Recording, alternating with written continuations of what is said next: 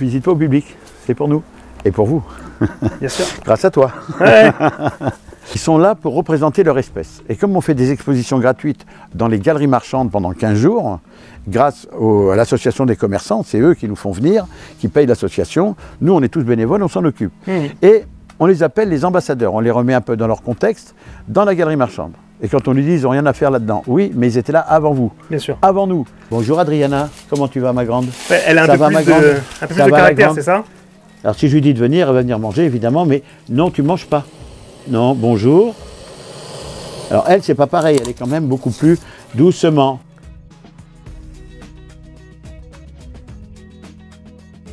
Alors ici, on a des petites tortues aquatiques, hein, mais bon, on ne les verra pas parce que là, il fait chaud.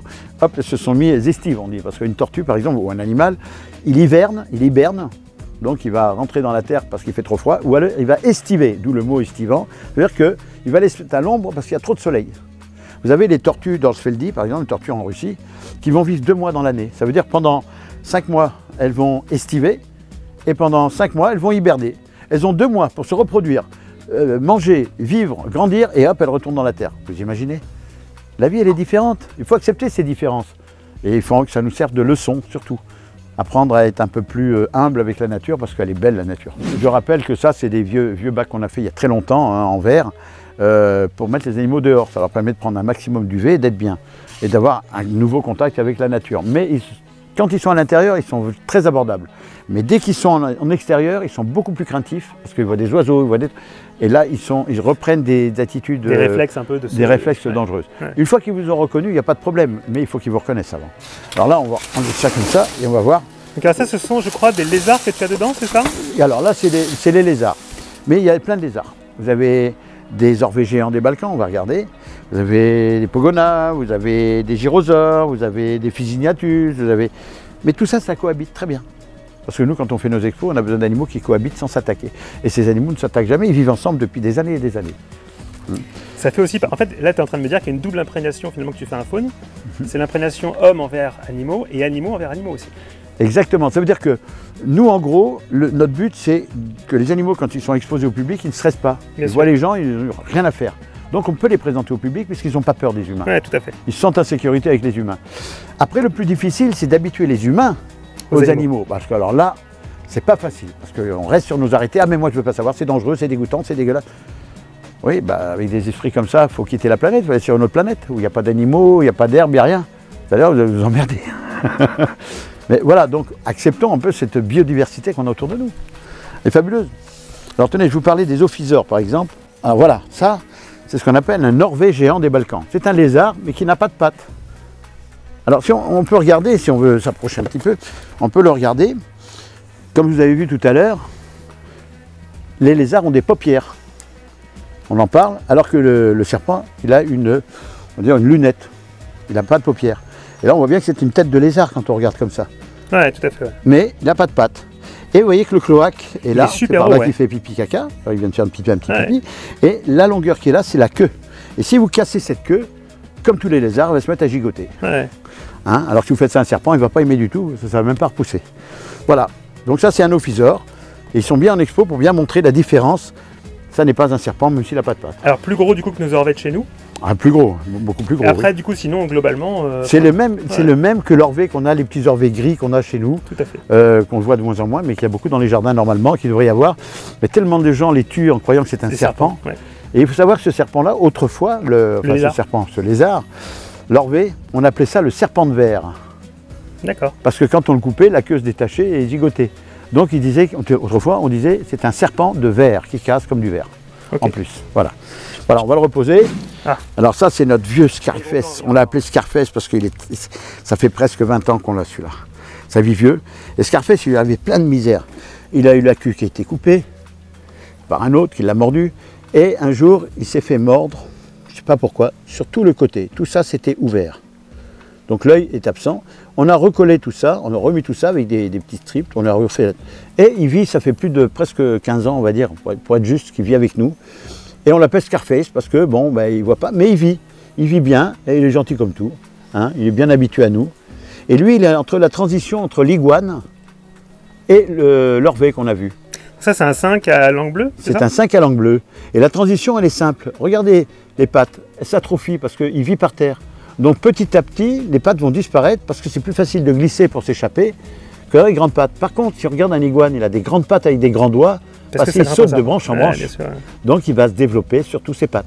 Et l'iguane terrestre qui vit au sol, comme le Cyclura cornuta par exemple, il a des pattes très courtes et très puissantes, il court très très vite. Et il peut couper à l'angle droit. Ouais.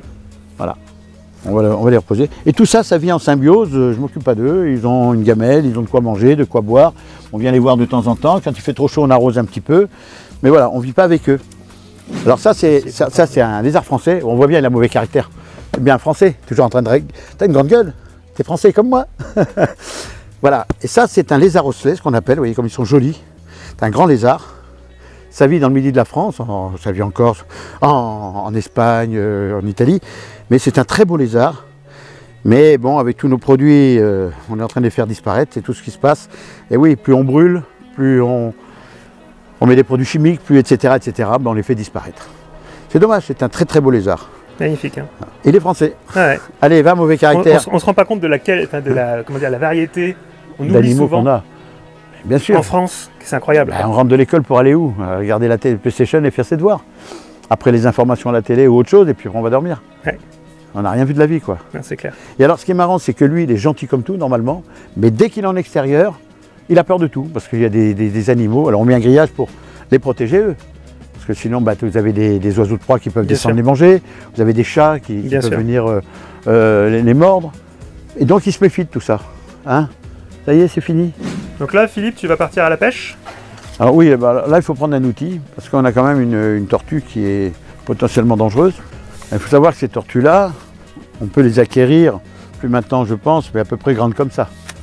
Mais seulement quand elles grandissent, elles commencent à avoir un bec, et quand elles ont mordu le gamin qui a voulu donner à manger, bah, on ne va pas tuer un animal qu'on a élevé pendant 1 an ou 2, on va lui rendre la liberté. On va le mettre dans un lac. Pollution écologique. Mais il faut savoir que cette tortue, elle devient grosse et qu'elle peut vous sectionner les doigts comme vous mordriez dans une salade. Et qu'elle s'adapte très bien. Et elle s'adapte très bien au froid. Donc, ces espèces existent aujourd'hui en liberté dans des coins. Alors, elle est où? Il faut aller la chercher celle-là. Hop, par là, non? Voilà, elle est là. Il ne faut pas se tromper de côté, il y a un côté qui mord bien. Hein. Doucement, doucement, doucement. Voilà, alors ça c'est une tortue alligator, c'est une petite. Ça peut devenir grand comme ça. Hein. Et quand on regarde comment ça mord, hein, on le montre souvent. Si on la prend comme ça et qu'on lui donne un truc à couper, voilà, vous voyez un peu comment ça entaille le... Allez, mort, voilà. Vous voyez, ça entaille méchant quand même. Ouais, hein? On n'a pas envie d'avoir le pied là-dedans. Voilà, et on a des photos de gens qui ont eu carrément le doigt coupé. Donc c'est des animaux non seulement invasifs, mais potentiellement très dangereuses. Ouais. Elle est petite celle-là. Et alors, ce qui est intéressant sur cet animal, il est un peu comme les Français, il est très assisté. Il court pas comme ça. Il va chasser la gueule ouverte. Ça veut dire que si on enlève ça, si elle veut bien le lâcher, tu veux bien le lâcher? Attends, on va l'occuper autrement. Voilà. Bon, bah. Elle a la langue qui ressemble à un petit verre. Donc elle lève la gueule quand elle a faim. Le poisson croit qu'il y a un asticot, elle remue sa langue. On va le voir peut-être tout à l'heure quand elle aura lâché. Et à ce moment-là, elle attrape le poisson. Très facile. Elle est maline. Non, on va les... Voilà. Vous voyez la langue qui est rose là, la petite langue. Si j'ai le malheur de toucher la langue qui est rose là, ça va être automatique. Elle va fermer instinctivement. Vous voyez, on dirait un petit asticot. Et quand elle est dans l'eau, on voit la trachée qui est ouverte par laquelle elle respire. On voit la trachée qui est ouverte ici. Vous voyez, si je ne la touche pas, il n'y a pas de problème. Hein. On voit la trachée et la langue. Et si je touche la langue, regardez bien ce qui va se passer. Tac, tout de suite. C'est-à-dire que le poisson, il arrive, il voit ce petit asticot qui gigote parce qu'elle le fait bouger. Il rentre pour le manger et tac, le poisson. Vous voyez, c'est une fraction de seconde. Et est-ce que tu as une idée de la puissance que ça vous coupe un doigt net. Ouais. Alors, le tendon, l'os avec, tout. Net. C'est des ciseaux, hein, regardez. Oh, vous voyez? Ça va très très vite. Ouais. Et encore une fois, c'est vraiment instinctif, c'est-à-dire qu'elle ne réfléchit pas, il y a un truc les qui reptiles, langue. Voilà, les reptiles ont 2 vitesses. Ils vont à 300 à l'heure quand ils se battent ou quand ils se nourrissent. Et le reste du temps dans leur vie, ils sont à 2 à l'heure. C'est ça. Nous les humains, on est tout le temps à 200 à l'heure. Ça veut dire qu'ils sont quand même plus rapides que nous quand il faut, mais le reste du temps, ils passent leur temps à se reposer. pas nous. Nous, on En veut fait, du ils aqua collectent partout. l'énergie pour pouvoir être efficace et fulgurant quand il Voilà, le faut, quoi. voilà. Alors ici, bon, ce sont nos vieux parcs avipères. Alors, ils sont dans la nature, hein, ils subissent le temps. À part une ou deux qu'on empêche d'hiberner pour les présentations publiques quand on a besoin, pour les pompiers, pour bien reconnaître une vipère d'une couleuvre. C'est important. Et ça, on le fait. Et là, vous avez des vipères là-dedans. Voilà, on va pouvoir regarder. Je vais aller dedans et on va regarder ça. Alors ici, j'ai des vipères. Alors des vipères qui se baladent, il y en a à droite, à gauche. Mais souvent, elles se mettent ici, comme il fait très chaud, elles doivent être sous les cailloux, qui cette nuit vont renvoyer de la chaleur, mais qui pour le moment dégagent un peu de fraîcheur. Parce qu'il fait quand même très chaud. Donc j'enlève les cailloux qui sont là, doucement, délicatement, pour ne pas les écraser. On va enlever celui-là. Et celui-ci. Elles ne sont pas là, elles sont peut-être tout au fond. Oui, là encore, j'en mets une là. Ah voilà, on en voit une ici. Voilà, j'ai enlevé les cailloux, ça va permettre de les voir. Elles sont donc très près de leur lieu d'hibernation, parce que quand elles hibernent, elles vont là-dessous, il y a un pot sous la terre et un autre pot encore sous la terre. Alors là, le premier pot, voilà, on les voit, ben, il y en a deux là. Deux. Donc il y a une femelle qui doit être gravide d'ailleurs, je me demande si elle n'est pas pleine celle-là. C'est celle qu'on voit ici, hop, bien là. Ouais, vous voyez, elles rentrent dans leur pot, on ne les verra pas plus. On va en sortir une quand même, oulala, doucement. Voilà. D'ailleurs, je me demande si elle n'est pas gravide celle-là. On va regarder. Ouais, elle a des petits, elle a des bébés celle-là, elle va faire des bébés. Le mâle est rentré déjà, mais il y en a d'autres. Hein.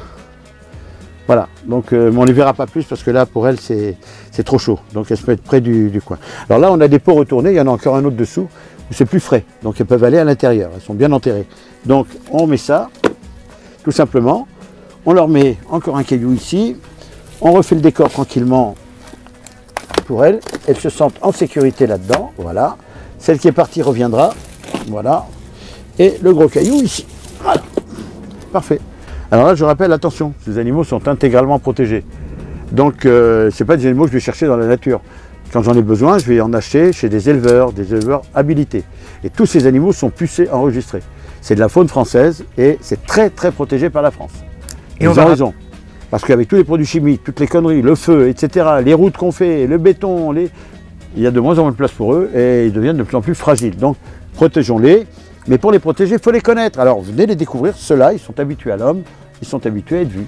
Et si vous marchez dessus en été, parce que les mâles se déplacent pour aller de fille en fille, de femelle en femelle, eh bien si vous marchez dessus, elle va faire ce qu'on appelle une piqûre.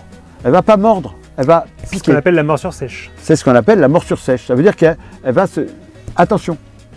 Et au bout de 3-4 fois, elle va commencer à envoyer du venin vraiment, parce que là, son venin, il est précieux pour elle. C'est les cartouches, elle n'en a pas beaucoup, il faut qu'elle fasse attention pour se nourrir. Mais c'est une morsure sèche. Et la morsure sèche, ça peut, il faut consulter quoi qu'il arrive. Ça peut faire un œdème pas énorme, parce qu'il y a un tout petit peu de venin dans le crochet qui peut faire un œdème. Si ça touche que les muscles, évidemment, si ça touche à une artère principale, c'est un peu embêtant. Mais en général, on ne meurt pas de ça. Hein, mais aujourd'hui, il y a le Viperval, il y a un vaccin, un vaccin, non, c'est un vrai médicament qui marche, qui était un sérum. Un antivenin. Hein, donc je parle d'un vrai médicament, excusez-moi. Mais d'un sérum qui marche. Et là, on peut diminuer le gonflement, on va dire l'hématome qui va grimper, monter, l'œdème qui va grimper, ça va diminuer et ça va faire du bien aussi pour guérir. Hein. Voilà. Très très bien. Et c'est vrai que là, encore une fois, avec la chaleur là, c'est aussi quelque chose... Il fait très chaud là. Et c'est aussi une autre comment dire, chose qu'on a souvent tendance à penser par rapport aux reptiles, c'est qu'ils adorent la chaleur. En fait, on se rend bien compte ici que les reptiles se thermorégulent, c'est pas du tout la même chose, et que par conséquent, ils aiment la chaleur. La chaleur est plus dangereuse que le froid. Exactement. Le froid, ils s'endorment. Il ne faut pas que ça dure un mois, parce que là, ils crèvent. Hein. Ou alors vraiment descendre dans des températures extrêmes. Vous savez, quand vous allez en Afrique, le matin, quand vous partez en brousse le matin, mettez 2 pullovers, hein, ça caille. Ouais. Mais les animaux sont assez malins pour se mettre dans des coins qui sont chauds, qui ont pris la chaleur de la journée. Mais si vous y allez à midi, là, vous allez souffrir. Enfin, souffrir. Il va faire à peu près 40 degrés, 35 degrés. En ce moment, il fait pas loin de 40. Là. Ouais. Il fait chaud, mais bon, moi, c'est vrai, 30 ans d'Afrique, bon, ça me fait du bien. Moi, j'aime. On tire un petit peu, il y a longtemps que ça ne m'est pas arrivé, ça fait du bien. Hein, parce qu'on n'a pas voyagé beaucoup avec le Covid. Mais là, c'est vrai que du coup, on se rend bien compte que ces animaux-là, ils ont aussi besoin de fraîcheur. Et que justement, le gros soleil comme ça qui tape, c'est... Ils savent se mettre à l'abri. Mais si vous les mettez en plein soleil et il n'y a pas d'ombre, ou que ce n'est pas arrosé un petit peu, ah ben là, vous allez avoir des problèmes. C'est ça. Alors ici, on a des bébés 5 à langue bleue qui ont déjà 1 an et demi. Hein. 2 ans, ouais, 1 an et demi à peu près. Ouais, presque 2 ans. Et on les met dehors parce qu'ils prennent des UV et ils sont dans un truc transparent. Donc ils voient les animaux passer et ils s'habituent tout doucement. Ça évite qu'ils soient trop stressés. Et si j'en prends un au hasard, vous voyez, c'est fait avec du plexi, hein. Pas s'embêter, mais comme je dis, c'est pas visitable au public. C'est nous. Le même, c'est pas grave. Allez, mets-la tous les deux. Allez, hop, hop, hop. Voilà. Voilà. Ça va les loulous? Ça va les loulous? Et il n'y a pas d'agression, il n'y a pas de morsure. Hein? Voilà. Il fait bon là. Hein. Alors ici, on a des petites tortues grecques hein, qui se reproduisent. On les met là pour éviter, elles sont enfermées là. Mais on ne les met pas encore dehors. Enfin dehors, elles sont dehors. Mais on y fait attention parce que vous pouvez avoir des chats ou des animaux qui viennent les manger. Donc on les protège, elles sont dedans. Bon, c'est des petites tortues, c'est toutes les tailles. Ils nous ont été apportés aussi une trentaine de tortues, puisque la personne qui les élevait est décédée. Et donc la cousine m'a demandé si je pouvais les récupérer parce qu'elle ne savait pas quoi en faire. Et comme c'est des tortues grecques, surtout ne les relâchez pas. C'est très bien ce qu'elle a fait. Donc bravo pour son initiative, encore une fois. Non pas qu'on les récupère les animaux, ça coûte de l'argent, il faut les nourrir, les entretenir, les pucer. C'est un sacré boulot. Mais le problème, il n'est pas là. Le problème, c'est comment on ne les relâche pas dans la nature et qu'on laisse vivre nos petites tortues à nous, nos Hermann et compagnie. Hein. Alors ici, on a les petits paléozucus, là, les petits voyous. Allez, et là. Voilà. Hein, mon bébé, comment il va, toi? Hein? Ça va, mon bébé? Il est gentil? Oui, il est gentil. Alors, on va voir, ils sont où les autres? Voilà. Et vous voyez, tous les animaux ici sont abordables. Hein? Ça va, toi?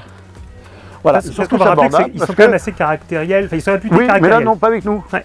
On en a 7 là, ils sont tous gentils comme tout, ils se laissent toucher, ils se laissent poser, ils ont une confiance absolue en nous. Et comme ils m'entendent parler les vibrations, on les rassure. Ouais, parce que c'est ma voix. Ouais. C'est tout con. C'est tout simple, hein, il suffit de s'habituer. Encore une fois, c'est l'imprégnation dont tu parlais. Voilà. Et les gars, vous n'allez pas faire votre nuit là, hein? Allez, maison les loulous. Je vais faire un. Maison les loulous, maison, hein?